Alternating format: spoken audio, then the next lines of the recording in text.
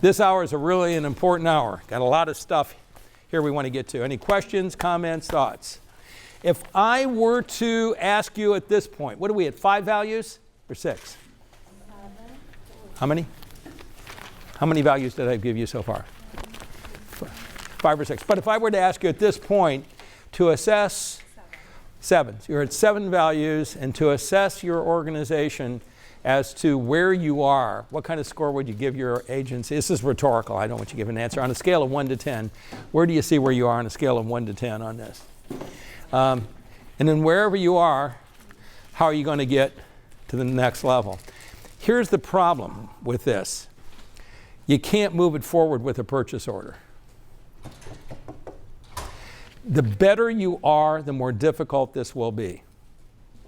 So if I come, honestly, the better you are, the more difficult it will be. The better you are, the less support you will get to move forward from anybody on the outside. If I go into a home and I give it a score, and I give it a score of 1, that's pretty horrible. But if you're a 1, that means I'm overcome by the smell of feces and urine. That means people don't have enough clothes to wear. That means the furniture is torn and the springs are sticking out of the sofa. That means they have half the number of staff they need to keep people safe. That means there's hardly anything in the refrigerator. That means the place is filthy. That's good news. Because if you're a 1, so help me, I can get you to a 4 by the end of the day. I'll bring in a cleaning crew. We'll clean the whole place up. We'll pick up the phone and we'll have new furniture brought in. We can buy these people more clothes. That's not, hey, we'll go get a ton of food. We'll fill up the refrigerator. By the end of the day, I'll fix it. We can go from a 1 to a 4. You're an 8, you don't go to a 9. You go to an 8.1. And you're not going to do that by the end of the day. It's going to take you weeks to get there. Because the higher you are, you can't fix it with a purchase order. It's changing attitude. It's a really important point. So wherever you are, and once you score yourself, tell yourself in order to move this forward, the higher your number, the more difficult this is going to be. So any questions? No questions. Let me read you this poem. This is entitled, In the Beginning by Michael McCarthy. In the beginning there was placement, and lo, it was a wonder to behold. And so we said, this is good. As placements multiplied and filled the earth. And then we said, let us make programs to serve clients. And clients were given diagnosis and grouped according to their diagnostic labels and given under programs. And the programs created services for each diagnosis, and state agencies developed unit cost for each service. Programs and unit costs prospered and multiplied, and we said, yay, this is very good. As programs multiplied, a cry arose. Let us evaluate our programs to see how good they are. And so it was that we created a host of program evaluations, state regulations, quality assurance, and compliance plans. And our measurements went forth and multiplied and filled volumes. And in those times arose a person who was a client who said, I don't want to be a client. I am a person. I don't want a diagnosis. I have a name. I don't want services. I have human needs. I don't want a residential placement. I want a home. I don't want a day program. I want a job and money. I don't want a program. I want a life.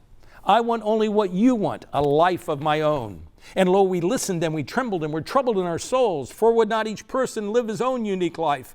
And we cried out, would not each person measure her own life for herself? And the prophet answered, even as you say, so should it be done, just as you do for yourselves. What's interesting, this probably was written 25 years ago. And again, there's nothing new. We've known and understood the whole basis of the final rule long before it ever came out. So we were talking about rigidity of schedules versus flexibility, right? My ability to lie in bed and say, I can't sleep. It's 11 o'clock at night, and I quietly get up to not wake my wife up and go to sleep on the hammock in the backyard. 2 o'clock in the morning, my cell starts ringing. Where in the hell are you? You were just here. Where'd you go?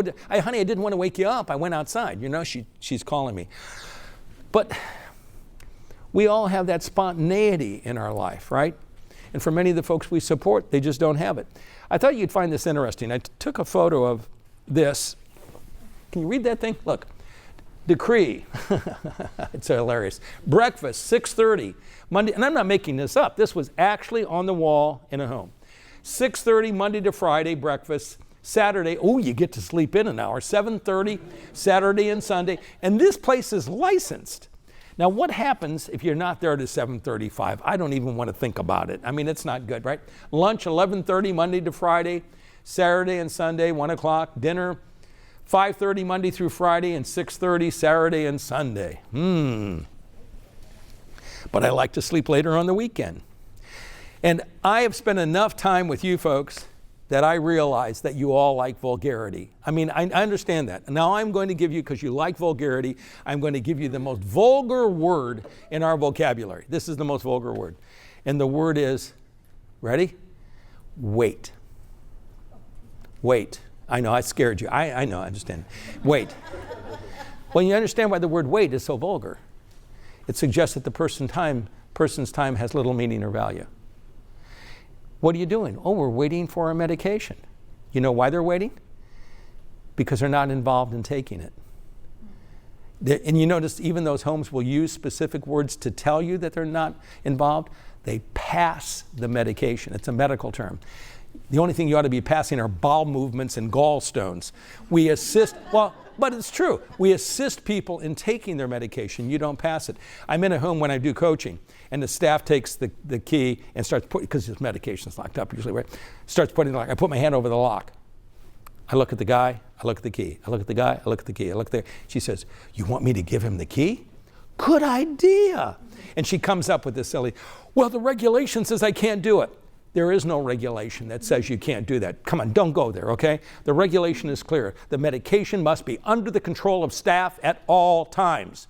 If he has the key and you're standing there, are you in control? Now, if you think he's going to swallow it, you don't give him the key. You put it on one of those key chains they use at the Amoco or Shell station for the men's room. He ain't going to swallow it. Figure it out. That challenge that the person has merely is an indication of how you need to adapt that opportunity. And when he gets the key, you ought to see the smile on his face. Whoa, I'm like a big shot, right? And the medication baskets, for the folks who you support, many of you use what is called a modified unit dose system. It is a card with a punch out your medication. Many homes have them in plastic baskets. 4 people in the home, none of them read. Guess what goes on the outside of the basket? Their picture. So that they can identify who they are and they take it out of the medication cabinet, right? See, that's the stuff. That's a marker. Remember the idea of a marker? Those things that tells you, boy, this home has it. They're empowering people. They're freeing them. They're emancipating them from the staff. Waiting is a vulgar word. It suggests the wasting of valued time, that time is under the control of others. I'm waiting. I'm waiting for breakfast. I go into homes where people are waiting for breakfast. Why are they waiting for breakfast? You know the answer to the question. I can't see your name. What's your name? Carol? Does it say Carol? Yeah. Carol. Why are people waiting for breakfast? Because they don't have a life. Well, that's true. Leslie, why are they waiting for breakfast? For someone to help. Because who's making it? Somebody else. That's somebody else. If they were involved, they wouldn't be waiting. And you ever notice many of these homes will do these complex, ridiculous breakfasts with scrambled eggs and bacon? Those people no more could do that than the man in the moon. Keep it simple. If you want something complicated, do it on weekends. You're going to have waffles, use toaster waffles, toaster French toast so people can be involved. You're going to have oatmeal. And by the way, if you think it's too damn expensive, then on the weekends you make a whole bunch of waffles like I do. You put them in Ziploc bags so the people during the week can put them in the toaster. If you're going to have oatmeal. I drive up in front of a home, and I always get there 30 minutes early. Never go in. You can ask her. She's been involved. But I don't go in, but I'm always watching what goes on.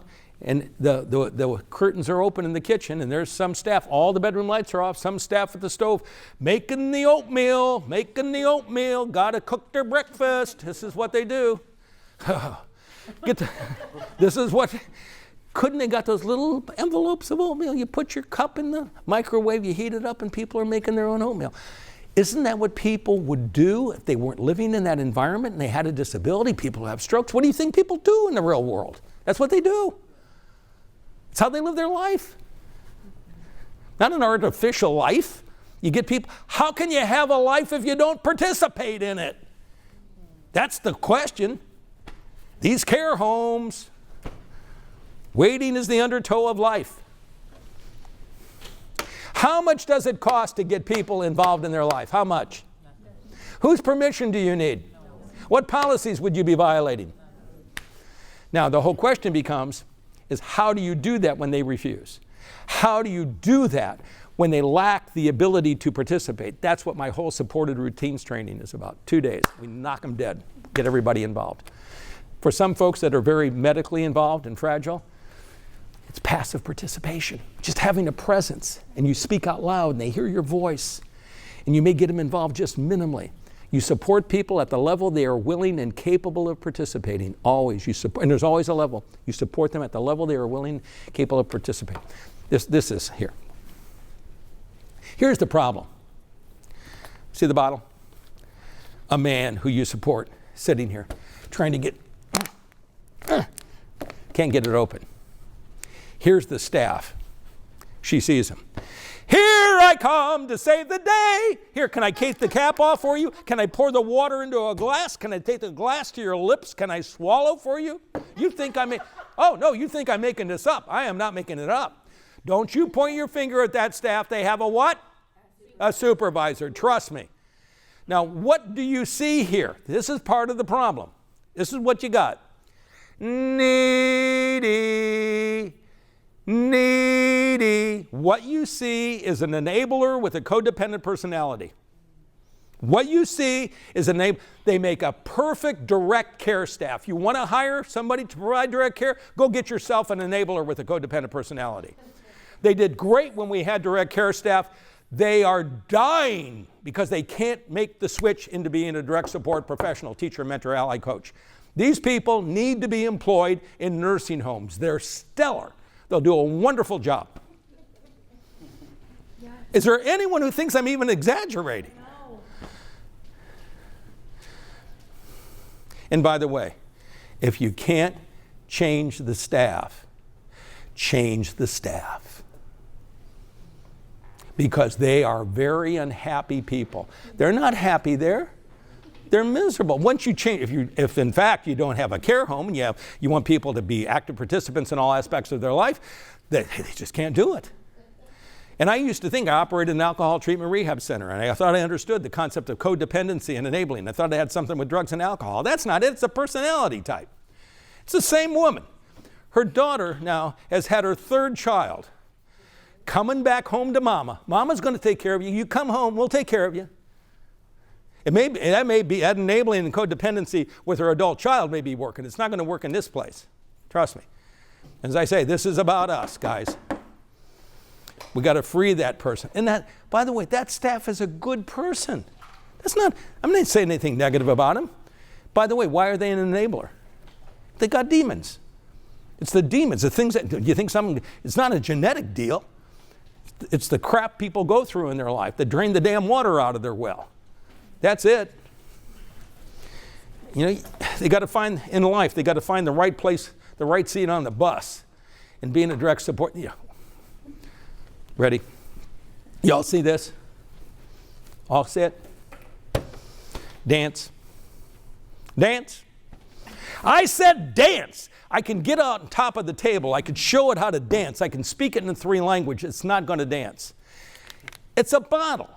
It's not broken. It's not leaking. It's not bad. It's a bottle. It can't dance. Some of the people who we employed just can't do it. Honest. They can't do it. They're good people. They're in the wrong place. They need another spot on the bus. Until we realize that adults, aren't you glad there was this next hour? I never would have been able to do this without that hour. Until we realize that adults with intellectual disabilities do in fact have real adult needs, interests, and concerns, we will continue to treat them as if they are children and waste their precious time. And you see it in typical day programs. They go to the program and they sit there and they wait until the other people get there. Literally, they wait. And then they do their little activity. They do that little thing. What's the name of that woman? Her father was a actor too, and they do all the exercises in the chair. What? Anyone know? Oh, Jane Fonda. Yeah, they do the Fonda tape thing. You know, here, lift your leg. That's good. Yeah. Jane Fonda. Yeah. So they do the Fonda tapes, and they do that. You know, and then they're waiting. You know what they're doing when you come in? They're waiting for their break. because they're really tired, you got a break. And then after the break, what do? They wait for lunch. And you know what they do in these day programs after lunch? They wait to go home. Why do they do that? Because they have no idea what people are supposed to be doing during the day. So they sit there and they wait. And when they're not waiting, you know what they do? Oh, they put them in a sensory room. Sensory stimulation. And I am not making this up. They take some guy, they put him in front of a lava lamp who uses a wheelchair. Blah, blah, blah, blah, blah, blah. They have a bunch of Christmas tree lights blinking off and on, throwing half the room into seizures. But that's what they do. Oh, no. There is not an article that you can show me. There is nothing that you can show me. Bring in any OT. I train OTs, okay? That has any therapeutic value. The reason that they do that is the staff then don't have to do a damn thing other than stick them in the sensory room. And if you tell me, well, Tom, the reason we put him in there is because he gets so excited he can't deal with all the stimulation. Then why would you put him in a sensory stimulation room if he can't deal with the it doesn't even make any sense. Do the people you support indulge themselves in treasured activities, eating a pint of cherry Garcia at 1 in the morning, soaking in a tub with bubbles for an hour, falling asleep in a hammock on a summer night, going skinny dipping with your best friend, having a day to yourself and doing nothing, sleeping?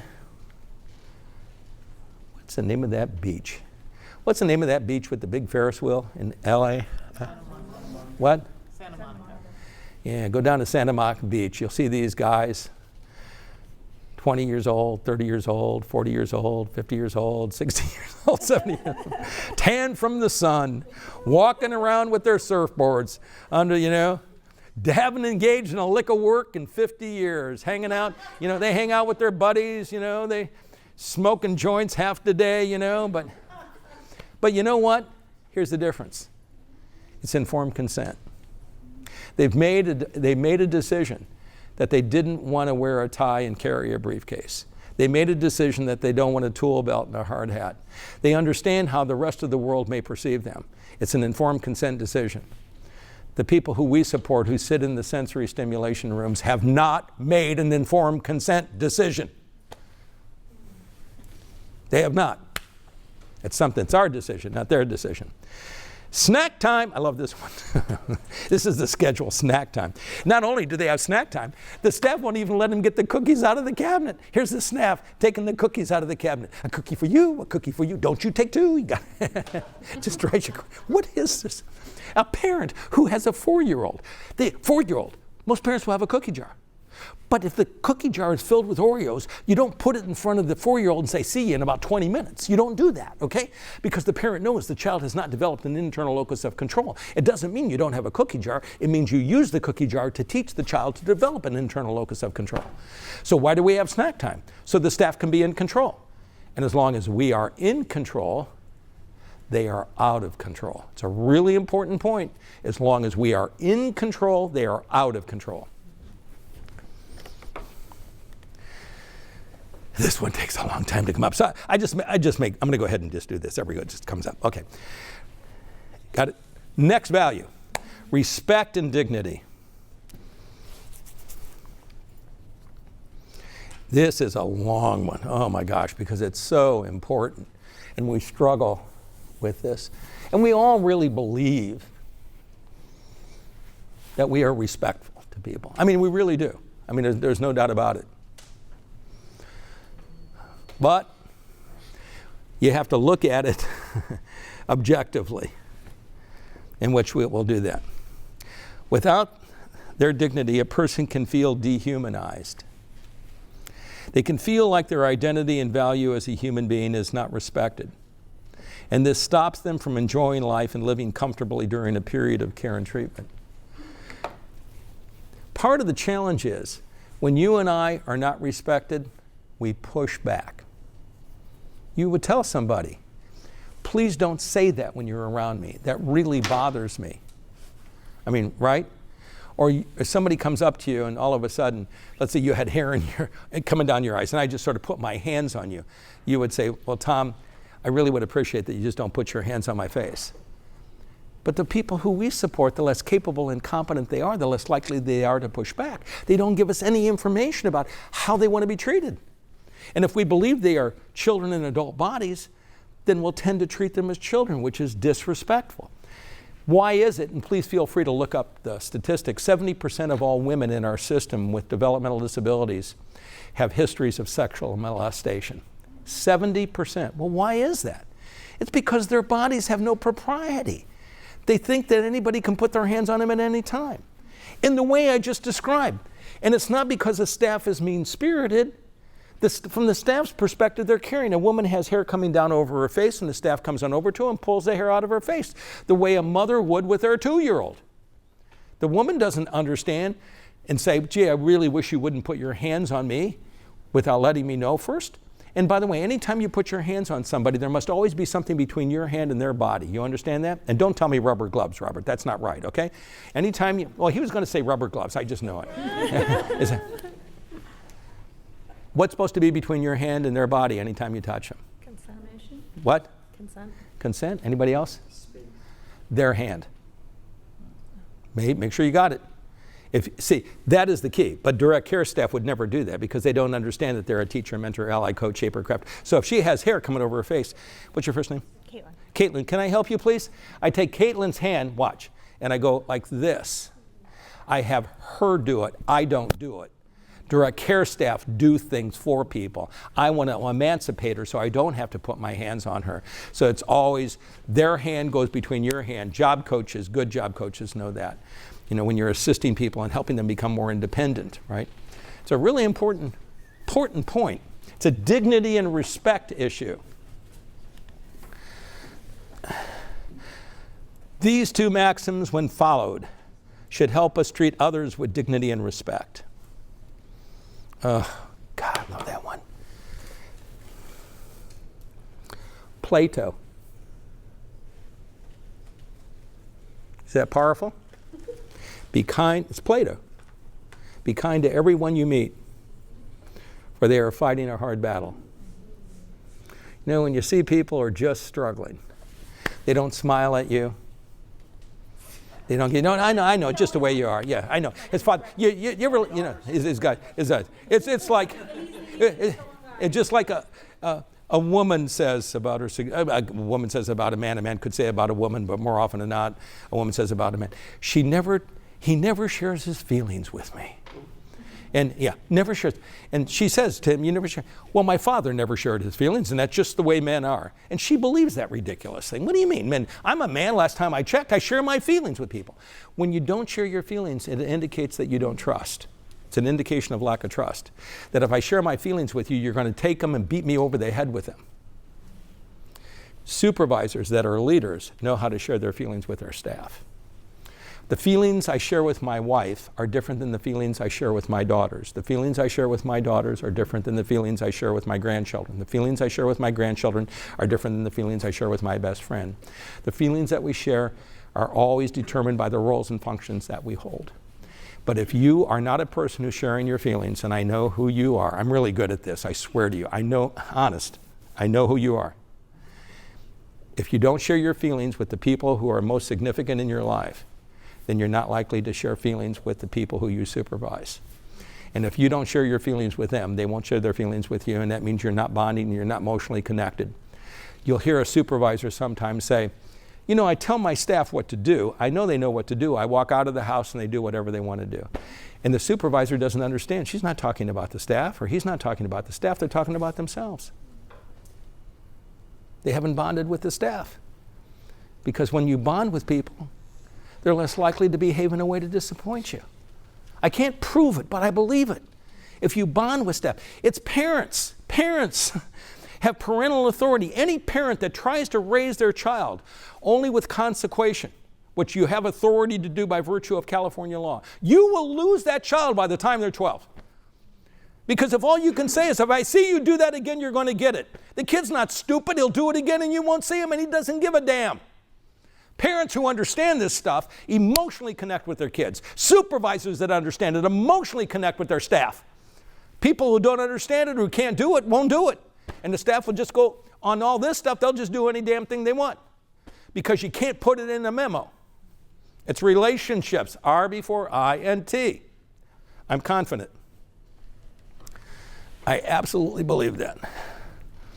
Be kind to everyone you meet. where they are fighting a hard battle. Respect and dignity necessitates empathy. That's why GEM is so important. GEM is all about empathy. That's me. And I want to give you a warning. Empathy can be very dangerous. Empathy suggests treating others the way that you would wish to be treated. If you're not treating yourself, and no one in this room, by the way, understands better than each of us how we're treating ourselves. If you're not treating yourself as a good and valued human being, or you're allowing yourself to be mistreated by others, don't use GEM. You understand the problem with it, right? Because then you're likely to treat that other person the way you allow yourself to be treated if that's you. Don't do it. Respect and dignity. Empathy is seeing with the eyes of another, listening with the ears of another, and feeling with the heart of another. Can you imagine me ever saying something like this when I was a behaviorist? That's ridiculous. I mean, behaviorists don't, it's almost, yeah. And I don't know, have you ever heard about D? D. I'm going to put him in the male format, okay? And D, he's horrible. He's horrible. And when he attaches himself to the front of certain words, he won't let go. He'll attach himself to the front of the word mean, and what do you get? Real loud. What do you get? Demean. Do the next one better than that. Very weak. Okay. He attaches himself to the front of the word great, and what do you get? Robert, you're not moving your lips. I know they made you come. Just move your lips. I know. Just move them. You don't have to say anything. Just move them. He attaches himself to the front of the word value, and what do you get? He attaches himself to the front of the word humanize, and what do you get? D is real, and D is short for the devil. And I believe in the devil. I believe the devil is found in our behavior. It is my opinion that the things that degrade, devalue, and dehumanize people is always a result of the way one person treats another. Are you in control of your behavior? Yes. Good. I lost my remote. There it is. Okay. Guess where the institution is found? Where is the institution found? In our behavior. Absolutely. The institution is found in the ways in which we treat people.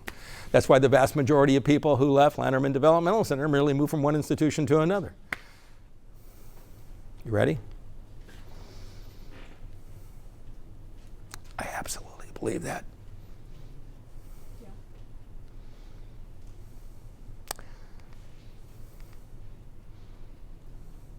You know, I'm not sure how candid I will be with you, but I'll give it a shot. I told you the company was acquired, my company, in 1999. And everyone knew shortly before we were acquired, those of us who were officers would not be retained. A woman comes up to me. We were in a session just like this, because I was always doing training. And her name was Judy, and she was back then we called them QMRPs. We now call them QIDDPs, whatever, okay. And a Q in a ICF environment. And she was over 2 homes in Canton, Ohio. Now again, the year is important, 1999. She comes up to me at one of my 10-minute breaks and said, Tom, there's something I've been wanting to tell you for a long time. In a rather serious tone. I said, Judy, we only got like a minute and a half. We're going to have lunch on site like we did today. I said, would you sit with me and tell me at lunchtime? So I started with the company in 1986. She started in 1984. That's important too. And she said, Tom, do you remember when you came to the homes in Canton, Ohio in the fall of 1988? I have a hard time telling you where I was last week unless I look at a calendar. This was 1999. It says, the fall of 1988. I said, no, Judy, I don't remember coming to the homes in the fall of 1988. She said, there was something I've been wanting to tell you for a long time. She said, the night before you came to the home, I sent the home manager out to the hardware store to buy 2 cans of green spray paint. I said, Judy, why did you have the home manager buy 2 cans of green spray paint? She said, well, Tom, we had 2 evergreens in the front yard that had died, and I know if you saw them, you'd be very upset, and we spray painted them green. Now, this is post-counseling. There would have been a time if she would have said that to me, I wouldn't have had a clue of what she was trying to communicate. Could you hear what she said? In essence, Tom, it wouldn't have made any difference how experienced you may or may not have been. It wouldn't have made any difference how knowledgeable you may or may not have been. It wouldn't have made any difference how competent you may or may not have been. You had nothing to offer us. We were spending all of our psychic energy trying to cover, because you had no relationship with us. That's what that said. And then I got a flashback, realizing how many times I would walk into a home, open a kitchen cabinet with the home manager and a DSP standing next to me, seeing a dish that was chipped, pulling it out from the cabinet and flinging it in the wastebasket, because in the ICF standards, dishes have to be impervious. With no understanding or appreciation of how my act impacted that staff, that home manager. People will forget what you say. They may forget what you do, but they will never forget how you made them feel. I'm hoping that you're listening, because you got a lot to implement here, guys. And by the way, why did I behave that way? You see, you got to look through it, because most people don't understand. You're saying to yourself, hey, but wait, this guy has a doctorate. You know, he has graduate work from the University of Notre Dame. He's published many articles. He's published many books. He travels all over the country. You don't get it, do you? We see things not as they are. We see things as we are. It's like the 22-year-old young lady who's 5'10" and weighs 140 pounds and stands in front of a mirror and sees a woman who's morbidly obese. You gotta understand how life impacts people. If you knew my history, that I didn't learn to read until I was in the fourth grade. I graduated in the lower half of my graduating class from high school. I had a predicted grade point average to go to college of a 1.85 on a 4.0. I got in on probation, and how in the hell I got in, I don't even know, okay? I had a very serious, not only learning disability that wasn't diagnosed, I have a condition called alternating suppression. I use only one eye at a time. Both eyes are open, but my brain turns one off. You don't want to be around me when I'm trying to parallel park. It's not pretty, okay? But, I mean, I couldn't catch a ball because you really need binocular vision, so I didn't do any athletics, nothing like that. And I had a very serious disability when I was 12 years old, 4 major operations on my hip. I had a condition called femoral capital slip epiphysis, nails and pins in my hip. Ended up in special education and deviancy school for kids with all kinds of orthopedic impairment. Nothing was accessible. So you got to understand the history, okay? You got to read people. Supervisors, you better be reading your staff. You better be reading people. Let me back this up. There was a man who was a superintendent of a large state institution like Landerman Developmental Center. He had been there for a number of years. And usually on Saturdays, before we had PCs and anybody could do any work at home, there was a time you couldn't really, he always went to the office on Saturday and spent a few hours going through incident reports and injury reports and all that kind of stuff administrators do. And his son, who was 9 years old, said, "Hey, Dad, can I go to work with you today?" Because his son had never seen where his father works. And his father said, well, yeah, reluctantly. He had never taken his son there because it was not a very nice place. Yeah, honey, take some of your toys, and when I'm working in the office, you can sit there and play with some of your toys. So the father's going through all his paperwork, and his son is playing with the toys, and they're done. They're getting ready to leave, and the son sort of looks down the hall and says, "Dad, can we go that way?" And his dad is thinking, well, he is 9. No, it's not good. So all the doors are locked. The father takes out the keys, unlocks the door, and they start walking down this long corridor hall, the ward. The kid is looking around, and the child says to his father, "Father, how could we have done these things to them?" His father said, "The first step, my son, was to learn to say us and them, and after that it was easy." As long as we got that attitude of us and them, I don't know how we break through this stuff, guys. That's not sensitive. melon patters. Here's the guideline. Keep your hands below the collar and above the waist. I'm giving you tools in your toolbox. Hands below the collar and above the waist. You don't pat people on the head. People that use wheelchairs, you don't go over and pat them on the knees, okay? So you on the shoulder, arm around the shoulder, shake hands, give 5. I mean, and if you wouldn't give a person a hug in a relationship that you have, then you don't give them a hug. You don't hug people because of their disability. I'm sorry, okay? You just don't do that. I have no problem with people hugging each other. If that's who you would hug, you'd hug people who work for you, and that's what you do. Go do it. If he wants to be hugged. If he doesn't want to be hugged, don't hug him, right? Oh, and by the way, the below the collar and above the waist, that's for non-contingent touching. Got that? Are you familiar with non-contingent touching? Contingent touching is the touching that we do to assist people in brushing their teeth, combing their hair. That's contingent touch. Obviously, you can put your hand above the shoulder, above the neck, and below the waist in that case. But still, you want your hand, their hand between your hand and their body whenever possible, okay? And then the staff, come on up here, Mary Ann. We're gonna try this here. You did good, don't feel bad, I'm not asking you up again. Okay, well this is another really important, if you wanna face the group here. No, you can face the group, send over here next to me, right here next to me, okay.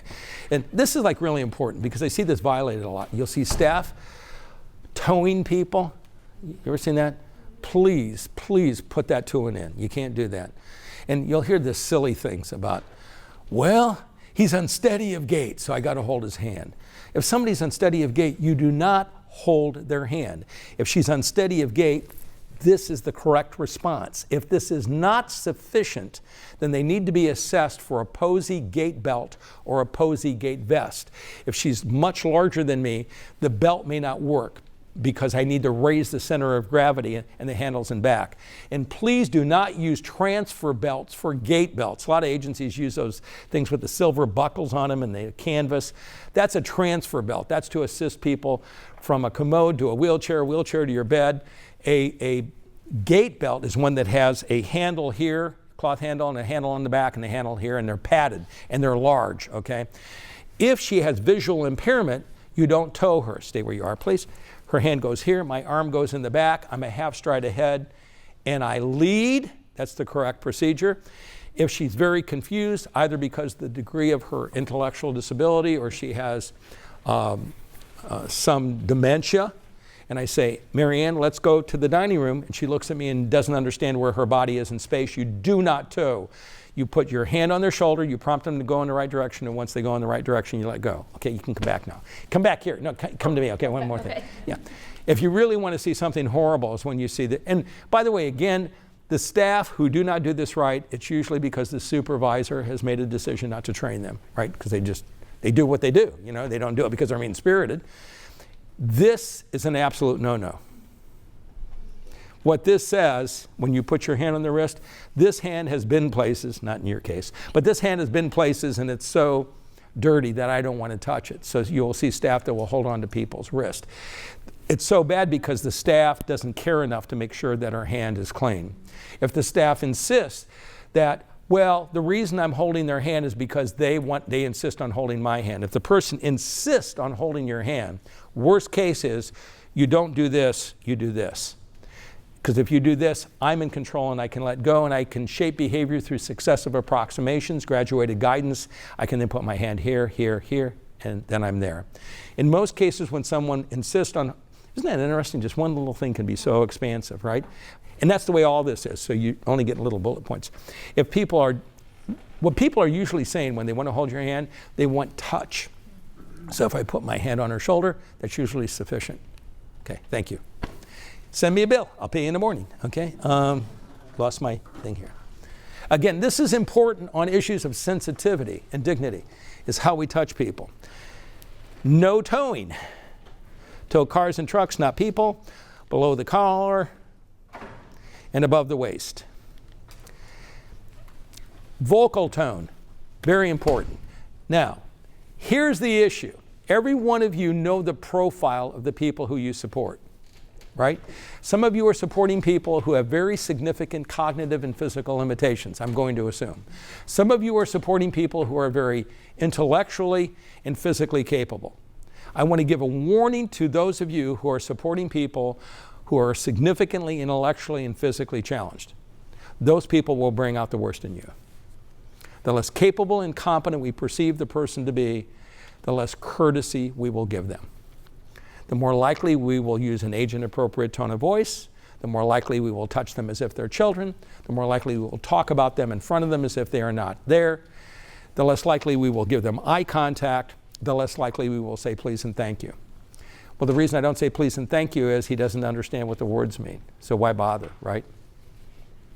By the way, anybody really getting my drift?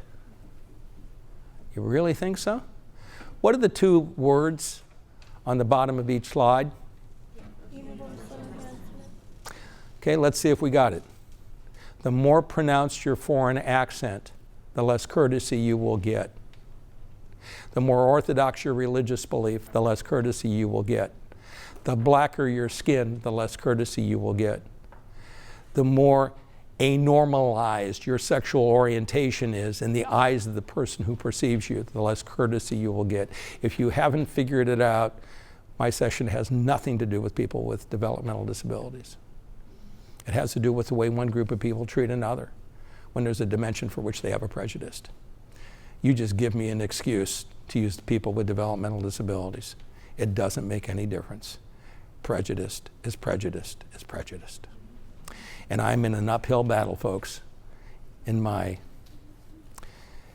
77 years of being on this planet, I've never felt it being a tougher time to try to get people to understand these concepts. I'm in an uphill, and I'm running out of time. I don't mean to 4 o'clock. I mean, I'm 77. I'm running out of time.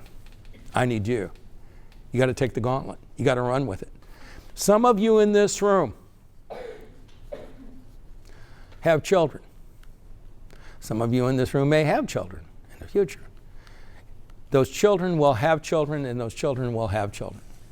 Some of you in this room may not have children, but you have nephews and nieces that are important to you, and they will have children, and their children will have children.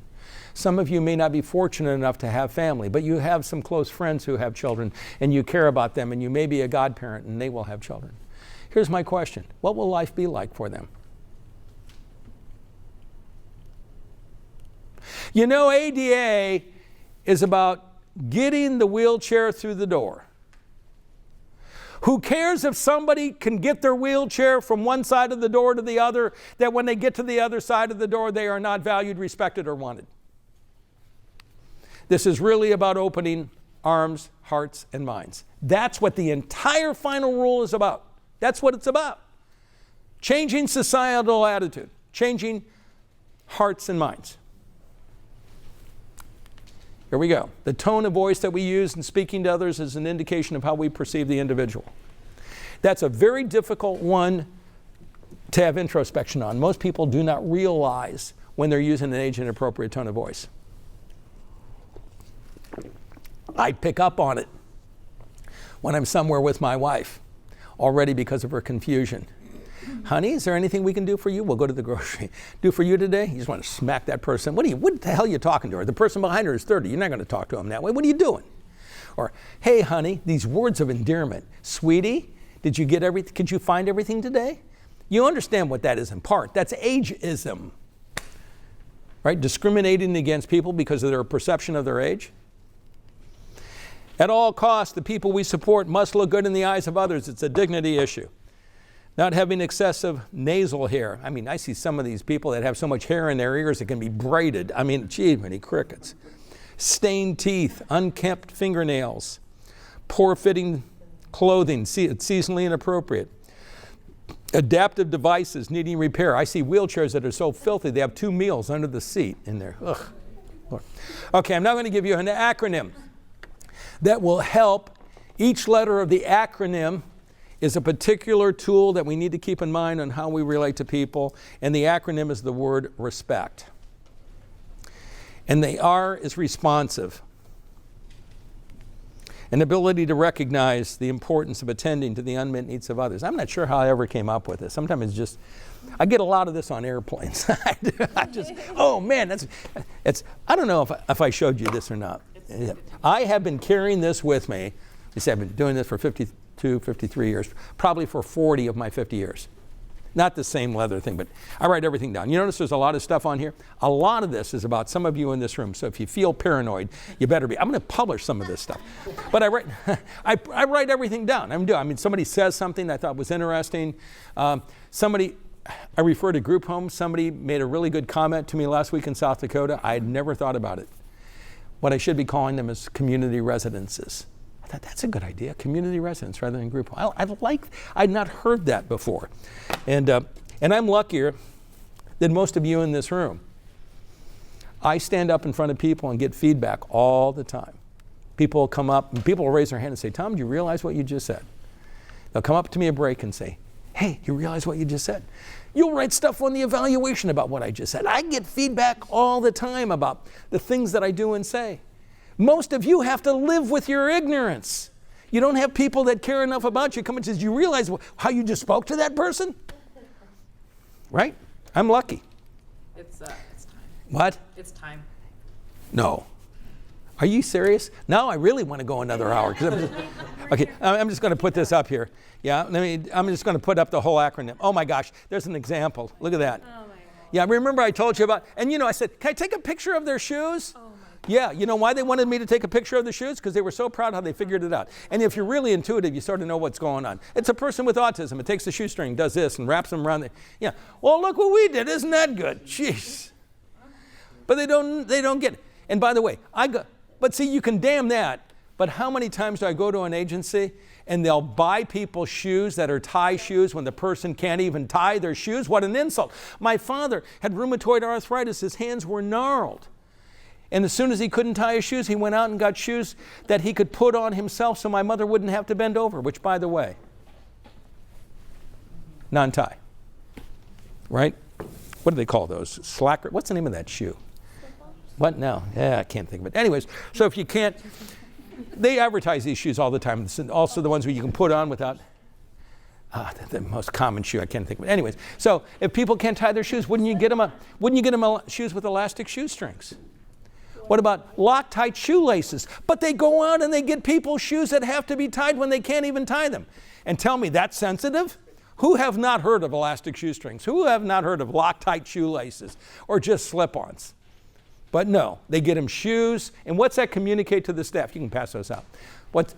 Oh, they are out. That's it. Good, thank you. Yeah, you can go ahead and start filling those out as I talk. By the way, what do you think of this one? And again, by the way, who's sitting in that chair? You are. You want everyone to know that you pee in your pants? I have no problems with that soaker, the incontinence pad sitting there, but you put a throw over it. You don't have somebody sit in that damn thing and people come into their home. What is that? There's not one of us in this room who'd want to be treated that way. This one's great. This is from an agency in Westside. It's so good, I wish I could think of their name, I would tell you. And it is, God, it's that really strange name that the state uses about people that are medically fragile. It's an acronym. Yeah, that's it. ARF-PUSHN. Yeah, thank you. Yeah, ARF-PUSHN. Residential facilities for people with intense medical whatever needs. This is in an ARF-PUSHN. And it's an incredible home. And I came in, everyone, of the 4 people that live there, 2 received nourishment by tube, and 2 of them, all their food is pureed. But I came in and they had lemon cake, and then that. And I said, well, what's the lemon cake there for? They said, all the meals that people get that are pureed, we put the exact same food on the table so they know what they're eating. They wouldn't understand the words. I mean, these people are very involved. And you talk about a marker? That's enough to make me cry. They get it. They get it. What's that communicate to their staff? That you value these people. You respect these people. But if management makes the decision to not even do it, what do you want your staff to do? Can't blame the staff. Okay, guys, you got it.